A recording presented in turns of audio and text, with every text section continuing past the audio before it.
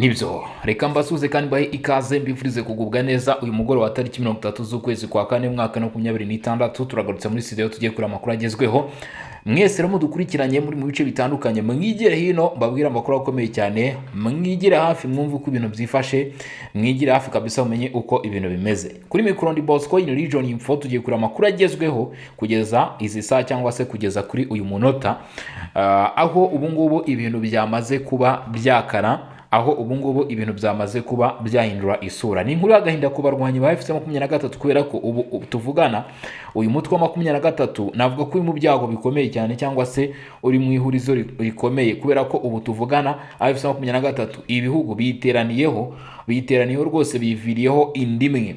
FC23 se iraza kuzibamba izerekeza Zambia yinjiye mu ntambara, icyo ni igihugu giheruka kwinjira mu ntambara yo kurwanya imitwe yitwaje intwaro mu gufatanya na Repubulika ya Demokarasi ya Kongo, ndetse ingabo zayo zamaze kwagera n'uduce tumwe na tumwe batangiye kugenda baducakira, ngira ngo ayo makuru twayagarutseho. Si Zambia yenyine gusa, Angola kwa Joao Lourenço Conclave Emmanuel nabo baherutse kohereza ingabo muri uyu mwaka, ni nabwo byabaye hano mu burasirazuba bwa Repubulika ya Demokarasi ya Kongo, nanone mu bikorwa byo gushyigikira FARDC kwikiza umwanzi ariwe M23. Ikindi kandi nanone si ibyo gusa, kubera yuko mwakoretse kutugera avuga ko Tanzania nayo yamaze kwideklara n'igihugu cyinjiye mu mirwano by'umwihariko mu gukumira ibitero bishaka kumvikana bisatira Tanganyika no kwa muri bice bya Crimea ndetse na Uvira. Aho ngaho naho urumva ko 23 iragoye cyane cyangwa se irimo guhura n'ibibazo bikomeye cyane. Wava kuri Tanzania, Amerika uyu munsi ni igihugu kiri kwinjira mu ntambara ku buryo bukomeye cyane, bivuga ko abanyamerika bo muri Amerika y'Amajyepfo nabo bamaze kuhagera nk'abacancuro bari gukorana na leta y'Kinshasa muri iyi mirwano. Ibyo byose ni biza bikikubitira kuri izi nyeshyamba z'umutwe wa M23 bigakomeza kuba byaba ihurizo ndetse n'ikibazo kuri izi nyeshyamba. Hanyuma rero ntibagirwe n'abafaransa abangaba bagaragaye Kisangani mu ntara ya Chopo, ngira ngo murabizi. Hanyuma leta ya Kinshasa nayo ivuga ko ngo ari aba instructors cyangwa se ari abatoza, ariko ibyo nyine ntabwo bikuraho ko n'ubufaransa nabwo ready bwamaze kwinjira muri iyi ntambara. Ibyo byose ni ibihugu bingahe? Ni Angola, Zambia, Tanzania, twibagiwe n'Uburundi. Uburundi bumaze n'igihe kinini cyane. Zambia, Tanzania, Angola, Uburundi, Ubufaransa, Amerika. Ubwo nituvuga Amerika mwumve muri Amerika y'Amajyepfo. Abo ngabo bose nabamaze kujya hano mu burasirazuba bwa Kongo. Ni ibihugu birindwi bihuriye kuri ubu ngubu ku mutwe wa 23.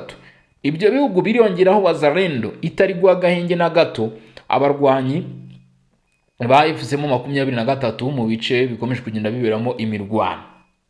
Biriyongeramo Wazalendo, hariyongeramo n'ubundi ngabo za leta ya Kongo FARDC, ndetse no kuba bari kugorwa ku buryo budasanzwe n'imyanzuro igiye itandukanye n'igitutu cy'ibihugu by'amahanga bigenda bisaba ko izi nyeshyamba zakwamburwa ibice zifite. Ariko nubwo tuvuze ibihugu bigera kuri birindwi, Afurika y'Epfo nayo iraza kuzamo, kuko Afurika y'Epfo nayo yise igaragaza ko ishyigikiye uruhande rwa Repubulika ya Demokarasi ya Kongo, ndetse yongera gushimangira ko izakora igishoboka cyose kugira ngo mu by'ukuri leta ya Repubulika Iharanira Demokarasi ya Kongo ibashe kuba yabona intsinzi, kabone nubwo baje gufata ingabo zabo zabarizwaga mu burasirazuba bwa Kongo bakazicyura, ariko Afurika y'Epfo irakigaragaza nk'igihugu gishyigikiye cyangwa se kiri inyuma mu by'ukuri ya Repubulika Iharanira Demokarasi ya Kongo. Urumva ko ibihugu biragenda byiyongera uko bwije n'uko bukeye. Ntihabura n'ibindi dore ko abenshi bavuga bati Burkina Faso kwa Kapiteni Ibrahim Traoré nabo bashyigikiye leta y'Kinshasa, abenshi bakajya aho bakanavuga bati biranashoboka ko hari n'ingabo zo muri Burkina Faso nazo zaba ziri mu ntambara mu burasirazuba bwa Kongo. Icyo kirakomeza kugenda kiba ikibazo gikomeye cyane cyangwa se biba ingorabahizi kuri aba barwanyi mutwe twaje intwaro ya 23. Mu by'ukuri nk'uko ubyumva ntabwo birimo koroha cyangwa se ntabwo biri buze kuba byakoroha habe na gatoya kabisa. Ni ikibazo rero cy'intambara ikomeje mu burasirazuba bwa Kongo. Ni abarwanyi bafite 13 bakomeje guhura n'ingorabahizi z'ibihugu byinshi bikomeje gushyigikira Repubulika ya Demokarasi ya Kongo, nubwo kugeza uyu munsi nanone amasezerano amaze iminsi agarukwaho bivuga ko aya masezerano yatari gutanga umusaruro, ariko leta y'Kinshasa ivuga ko amasezerano ya Doha ibi byimuriwe i Montreal mu Busuwisi, none ari gushakishwa inzira yo kuba byashyirwa mu bikorwa cyangwa se byakubahirizwa, mu gihe hakomeje kugenda hagaragara imbogamizi ndetse n'ibibazo bikomeye cyane. Mu by'ukuri navuga ko byatumaga bidashyirwa mu bikorwa. Ibyo ngibyo rero nabyo vuba bidatinze bikaba bishobora kuba byakorwa kabisa.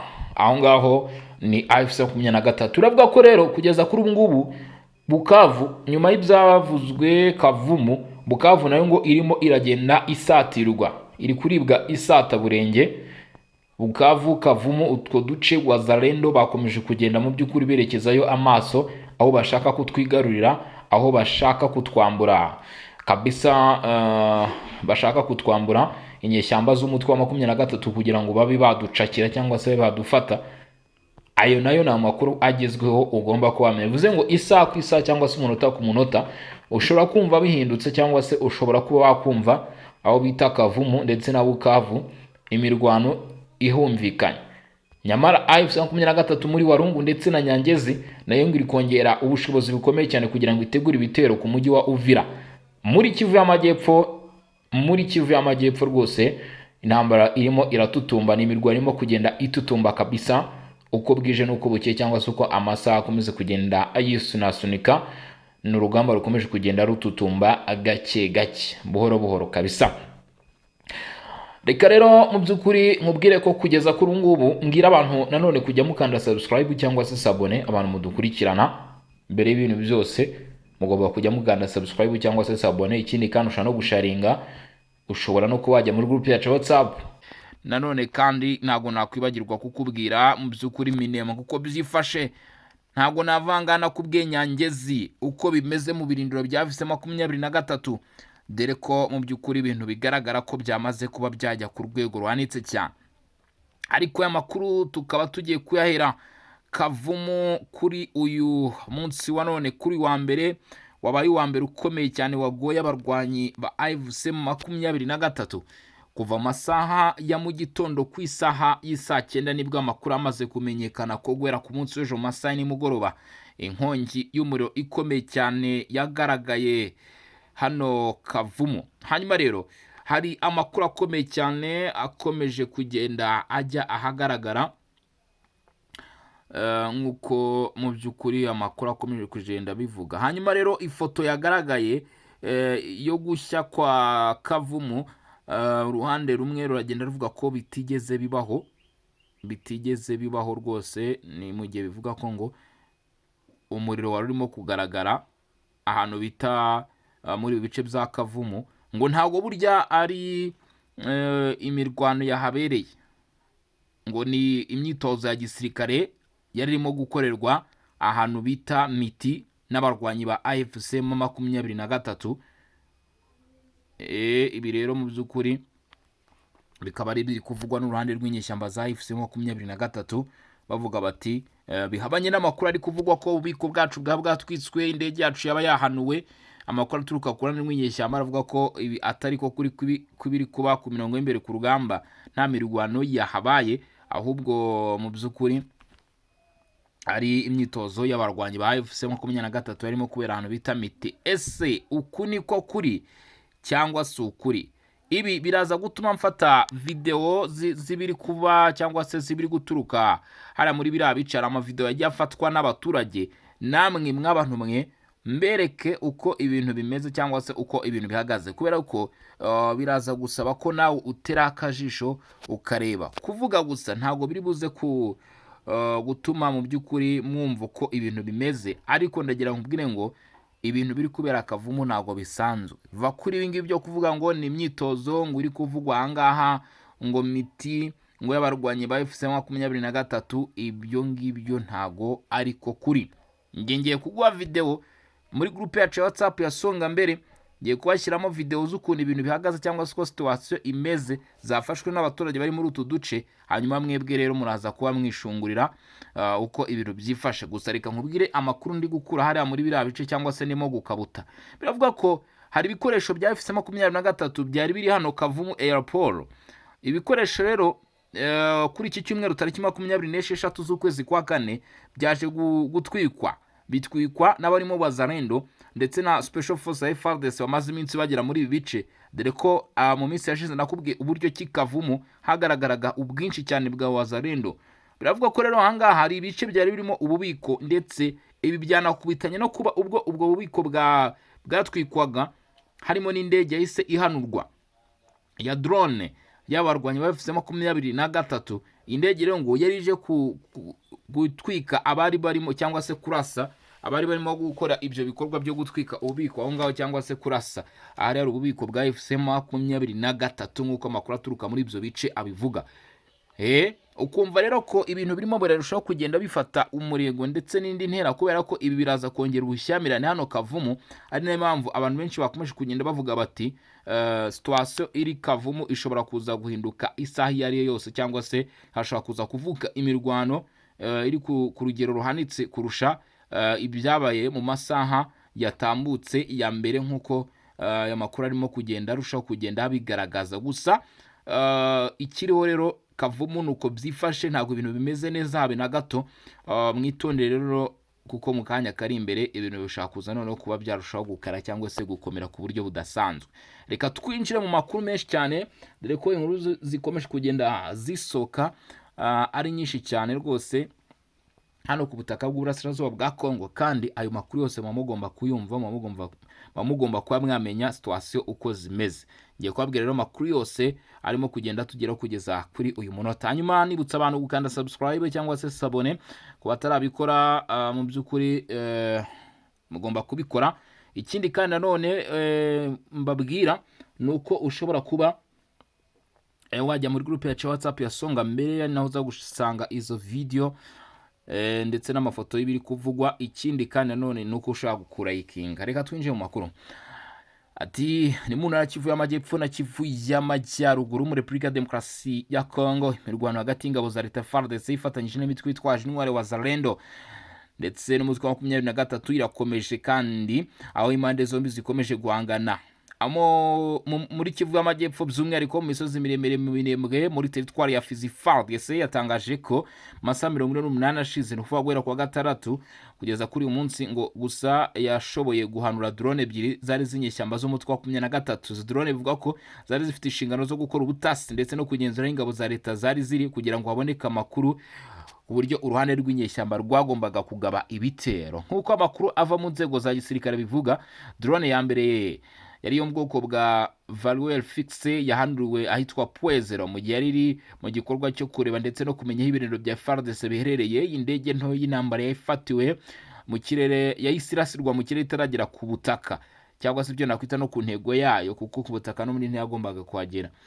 Intego yari yo gufata amafoto. Nyuma y'amasaha make indi drone baravuga ko yahanuwe mu mudugudu wa Kakenge mu majyaruguru ya Minembwe. Ingabo za Kongo zivuga ko drone yari igamije kugenzura ndetse no gutegura ibitero ku birindiro by'ingabo za leta, ariko iza gushyirwa hasi nanone n'uruhande rwa guverinoma ya Repubulika Demokarasi ya Kongo, ibigaragaza ubushobozi, ibigaragaza imbaraga zikomeye cyane ndetse n'urwego ruhanitse igisirikare cya leta ya Kongo kuri ubu kiriho. FARDC ivuga ko ibi ari ikimenyetso cy'uko umutwe wa M23 hamwe n'imitwe y'ufasha twirwanira ditabara ngo bakomeje kongera ibikorwa bya gisirikare muri aka gace. Izi drones nk'uko igisirikare kibivuga ntizikoreshwa gusa mu butasi, ahubwo zinifashishwa mu bitero byahitanye abaturage b'abasivile, cyane cyane mu gace ka Mikenge aho abaturage benshi bamaze guhura n'ingaruka z'intambara. Hagati aho amakuru aturuka Kavumu muri Kivu y'Amajyepfo nk'uko nakomeje kugenda bikomozaho, aravuga ko ku mugoroba kwa gatandatu habaye ibiturika bikomeye ku kibuga cy'indege cya Kavumu mu nkengero z'umujyi. Abaturage bavuga ko humvikanye urusaku rukomeye rw'iturika ry'ibisasu byinshi, ibintu byateje ubwoba n'ihungabana. Ari byo nakubwiraga nti abari kuvuga ngo ni imyitozo ngo y'abarwanya bafise 23 miti, ibyo sinzi hano bari kubikura. Video ziri kujya agaragara ziragaragaza ko ibi biri kubera Kavumu, ntabwo ziri kubera miti hafi y'ikibuga cy'indege. Nubwo kugeza ubu ataramenyekana neza ibijyanye n'igitero, amakuru ibanza agaragaza ko ububiko bw'amasasu n'ibikoresho bya gisirikare by'inyeshyamba za 23 byangiritse cyane. Ibi rero bishobora kugira ingaruka zikomeye. Ubushobozi bw'abarwanyi mu bikorwa byabo bya gisirikare burimo buragenda bukendera mw'abantu mwe, kubera ko ahangaha ububiko bwa F23 bwatwitswe muri aka gace, ruvuga ko bwari burimo ibikoresho byinshi. Muri Kivu y'Amajyaruguru naho hari indi nkuru ifite uburemere ku mutekano. Biravuga ko kugeza kuri ubu ngubu hari gahunda yo gusubiza mu buzima busanzwe inyeshyamba, ndetse hari na gahunda ijyanye no kubahiriza amasezerano ya Washington. Leta ya Kinshasa rero babigeze kure, kuko kuri abagera kuri 70 basanzwe bari mu mutwe wa FDLR bacumbikiye mu kigo cya Mubambiro kandi biteguye korezwa mu Rwanda binyuze mu bufatanye na MONUSCO nk'uko aya makuru ari kutugeraho. Ibi rero bikaba biri mu bikorwa byo gutuma ibarizwa ry'amasezerano nyine ya Washington yasinywe tariki enye Ukuboza rishyirwa mu bikorwa rwose, aho bavuga bati abarwanyi turimo turagerageza kugenda tubakusanya. Abasesenguzi bavuga ko kwishyikiriza kwa bamwe mu barwanyi ba FDLR bishobora kuba intangiriro nziza yo kugabanya ubushyamirane mu karere, ariko kandi ko hakiri urugendo rurerure kubera ubwinshi bw'imitwe yitwaje intwaro ikomeje guteza umutekano muke. Ni muri uwo murongo rero hatanzwe n'ubutumwa busaba abasigaye mu mitwe ya AFC M23 twirwaneho Red Tabara kuva mu bikorwa by'intambara bakishyikiriza FARDC kugira ngo bashyirwe mu bigo byabugenewe byo kwakira abashyira intwaro hasi. Ubutumwa bwibutsa ko igihugu kigifunguye amarembo ku bashaka amahoro, ariko ko igihe cyo gufata icyemezo gikwiye ari aka kanya mbere yuko ibintu birushaho gukomera. Mu gihe intambara ikomeje gufata indi ntera muri Kivu zombi, abaturage bakomeje gusaba ko habaho ingamba zihamye zo kugarura amahoro, kuko ibikorwa bya gisirikare bikomeje kubagiraho ingaruka zikomeye zirimo impunzi, urupfu rw'abasivile n'isenyuka ry'ubuzima bw'ubukungu ndetse n'imibereho rusange. Aho ngaho rero ukamenya ko ibintu biba bikomeje kuba byaba ibindi bindi rero. Hanyuma rero muri Kivu y'Amajyepfo muri Repubulika ya Demokarasi ya Kongo nanone twerekejeyo, haravugwa inkuru zidasanzwe. Abarwanyi ba FARDC bashinjwa gufatanya n'ingabo z'u Rwanda ngo bakomeje gukaza imyiteguro y'intambara aho bita Nyangezi, ni kamwe mu duce two muri teritwari ya Walungu. Amakuru aturuka yo avuga ko aba barwanyi bamaze gushyira muri aka gace ibisasu byo bwoko bwa mizayiro n'ibindi bikoresho bya gisirikare bihanitse, ibintu bifatwa nk'ikimenyetso cy'uko bashobora kuba bari kwitegura ibitero bikomeye cyane bigamije kwisubiza umujyi wa Uvira.